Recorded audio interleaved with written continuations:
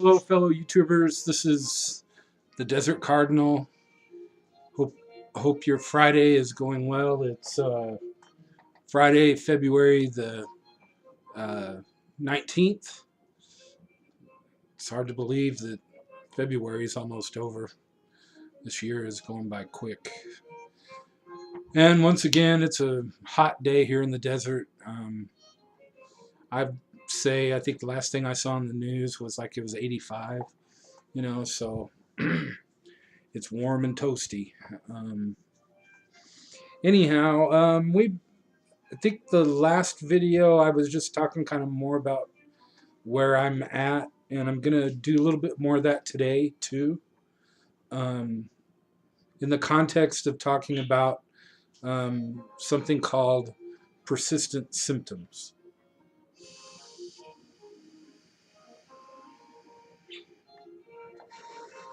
Um, Let me read something to you real quick. I don't like using scripts or anything, but um, this is better said than I could ever say. And it's about persistent symptoms. It's What do we mean by persistent symptoms? Some symptoms of mental illness occur much of the time, although their strength may vary over time. Many people have some form of persistent symptoms. Common ones include anxiety, hearing voices, having depression, and having suspicious thoughts about others. Persistent symptoms can be distressing and at times may stop you from enjoying life.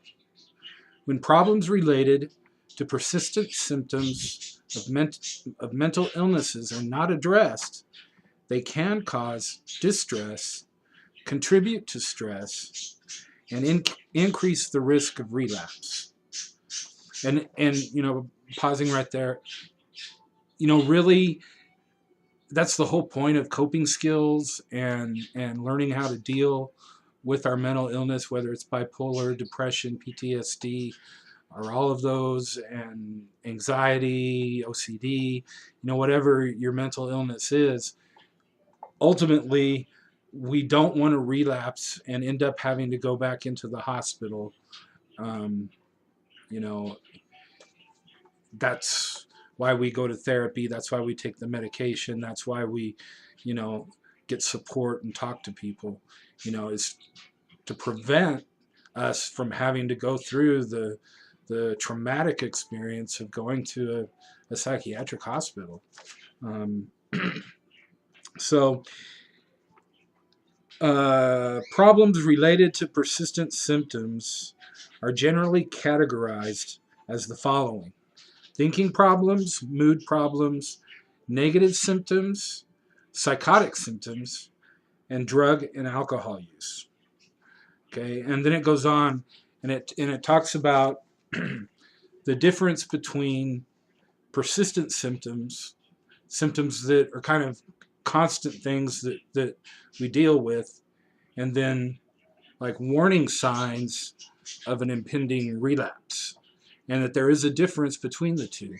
And you know, if if you tend to be depressed and um, and you're going through a period of depression and you're sleeping a lot and um, then you stop grooming yourself, um, and then you start getting suicidal thoughts, then that persistent symptom has moved into a warning sign.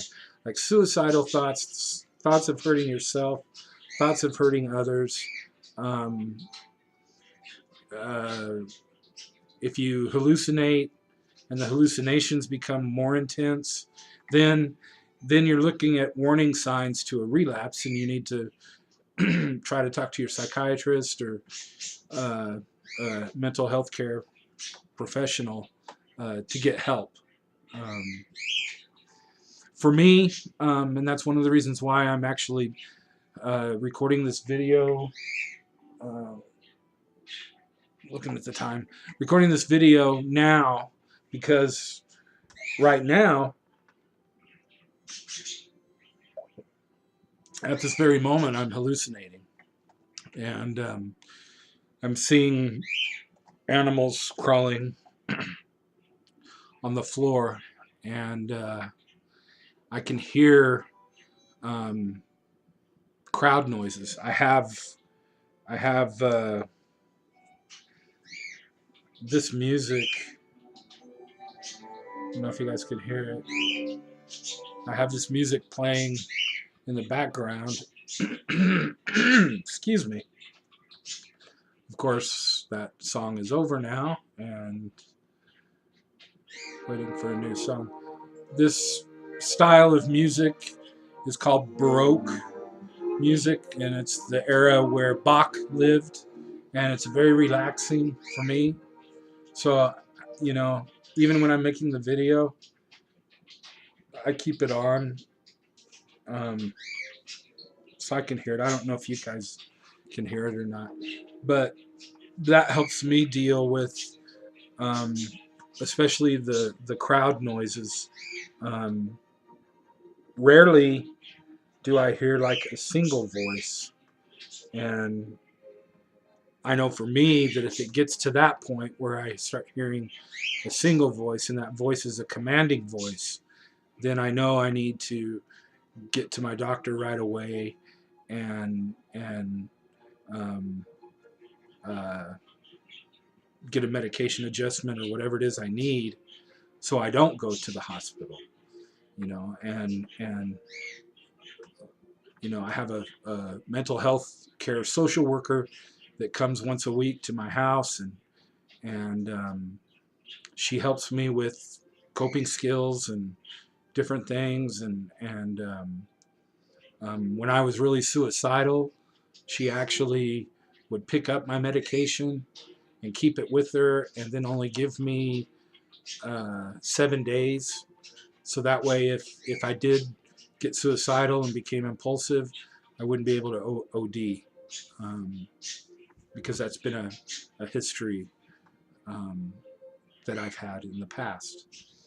And so, uh, there's been things that I have learned to do when I have the hallucinations, and like I said, that was one reason why I wanted to do this video right now, because it's going on, and I wanted to share, out of my own experience, what it is that I do. Um, One of the things I'll do is I'll just go out to the front yard, and not really even the front yard. We have a little porch in the front, and I'll go and I'll stand out there and just look around. I'll take my e-cigarette, my vape, whatever whatever you call it.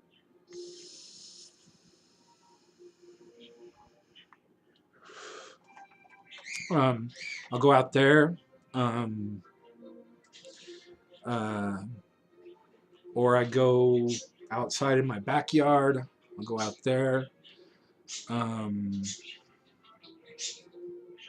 you know, Sometimes I'll ask my wife or my kids, did you hear that? And they're like, what?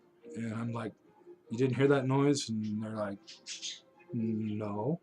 And so I know that this is going on. Sometimes I hear a noise and I'll say, hey, did you guys hear that? And they're like, yeah. And I'm like, relieved, because I know it's real. And one of the most bizarre things I have with the hallucinations, the auditory hallucinations, is oftentimes I'll hear gunshots.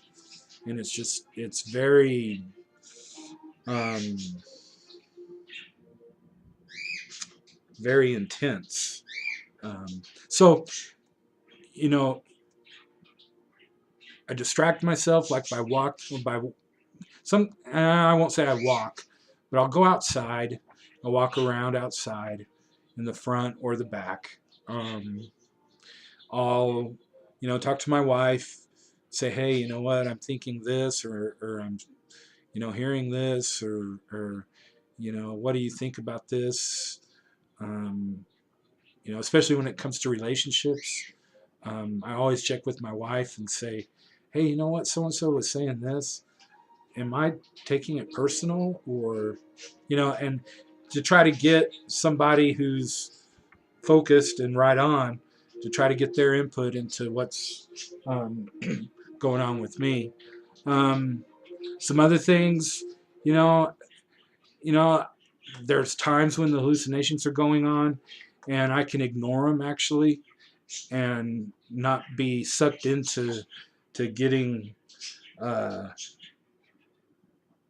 getting into them, I guess, for lack of a better word. Um, or I can. They talk about, like, my mental health care social worker has talked to me a lot about putting the hallucinations in the background, and it's kind of a hard concept to explain, but you learn how to, like right now. I don't know if you guys can hear. There's music going on, and it's in the background, and I'm aware of it being there. I know it's there, but I'm not focusing on it. I'm focusing on talking to you, and you can do the same thing. You can train yourself with the same thing in dealing with hallucinations. um, I know they're there, um, and I can just be okay with that and not end up focusing on them, because then when you focus on them and you look at details and whatever it is that's going on, then that leads to more stress and distress, which can lead to the persistent symptoms becoming warning signs of a coming relapse. And again, the whole point of coping skills and everything that we've been talking about, going on YouTube, going on Facebook, talking to friends, talking to family, doing the spiritual thing, um, exercising, eating right, all of those things that we do to prevent us from having to make a trip to the hospital. And I hope you were able to get something from this. Um, I'll check in with you guys uh, tomorrow. So have a good Friday night, and be safe, be careful, and God bless you.